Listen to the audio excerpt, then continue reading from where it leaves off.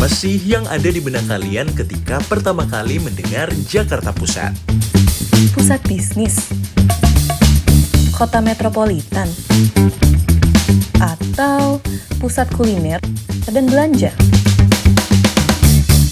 wisata religi, tempat beragam seni dan hiburan.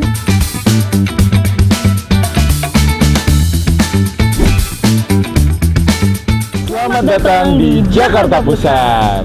Semua bisa kalian temui di sini loh. Nah, tapi sebenarnya ada yang kelupaan loh, Non. Apa tuh, Bang?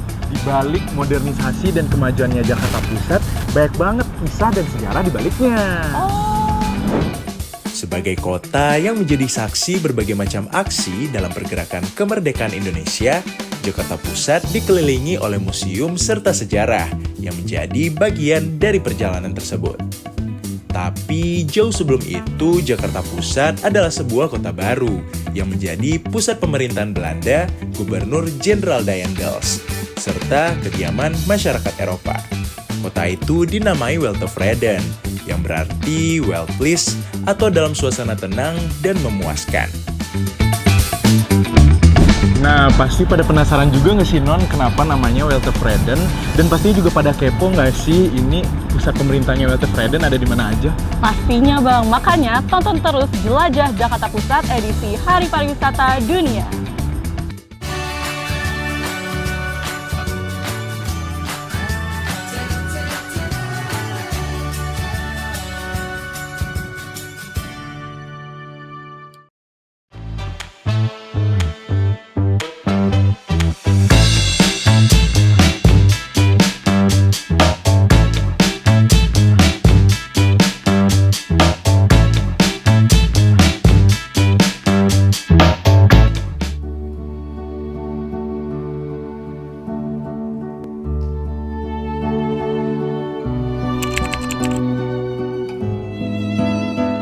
Mungkin kalian sudah tidak asing lagi dengan kota Batavia. Tapi gimana nih dengan Weltevreden? Sebuah wilayah yang awalnya dibangun untuk tempat wisata dan berlibur kolonial, kini beralih fungsi menjadi pusat kota.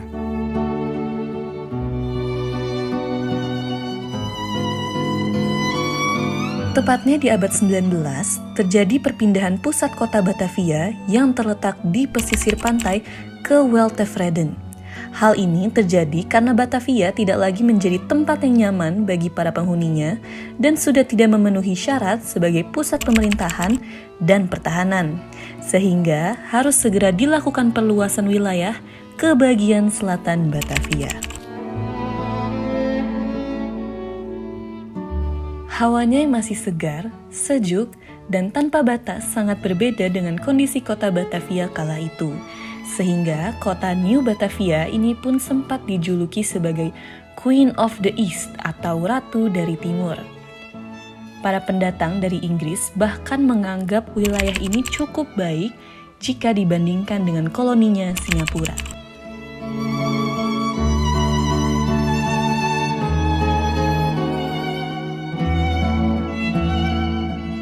Di wilayah Pasar Baru hingga Gambir inilah yang menjadi pusat pemerintahan kota Weltevreden. Suasana Weltevreden yang tenang dan damai pun masih bisa kita rasakan sampai saat ini, serasa melintasi ruang dan waktu. Makanya tidak heran jika di wilayah ini banyak kita temukan bangunan heritage yang tak ternilai harganya.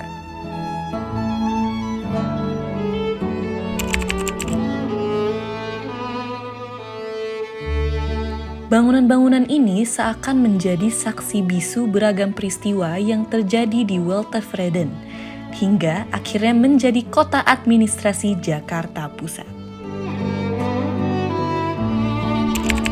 Di antara bangunan yang kami kunjungi, ada satu yang tak luput dari rasa perhatian kami, yaitu Gedung Kesenian Jakarta. Awalnya gedung ini memang dibangun untuk tempat pertunjukan teater, pertunjukan yang menjadi hiburan favorit bangsa Eropa saat itu. Namun seiring berjalannya waktu, gedung ini banyak mengalami perubahan fungsi. Pemerintah Jepang mengambil alih pengelolaan Gedung Kesenian Jakarta pada masa Perang Dunia Kedua.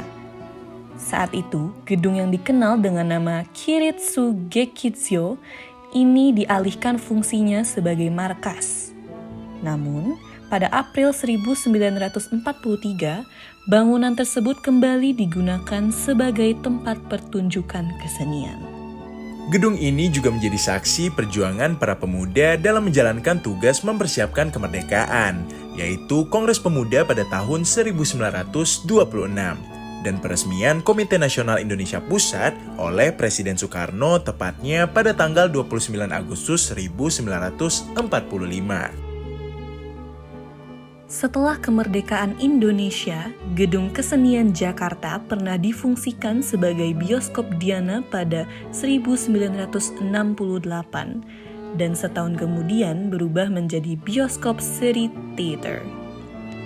Namun, pada 1984, fungsinya dikembalikan menjadi gedung pertunjukan seni. Hingga di 1987, gedung ini akhirnya diresmikan menjadi Gedung Kesenian Jakarta. Gedung tersebut dikenal sebagai tempat berkumpul dan pertunjukan seniman seluruh Indonesia. Wah, seru banget ya Bang, hari ini kita abis banyak ngunjungin wisata sejarah di Jakarta Pusat. Bener banget Non, tapi hari ini perjalanan kita belum selesai sampai di sini. Nah, setelah ini kita bakal datengin salah satu tempat yang ada hubungannya sama Sekolah Dokter Pribumi nih. Oh iya, ada di Jakarta Pusat juga? Di Jakarta Pusat, jadi pasti pada kepo kan? Jangan lupa ikutin terus di YouTube-nya Sudin Parekraf Jakarta Pusat.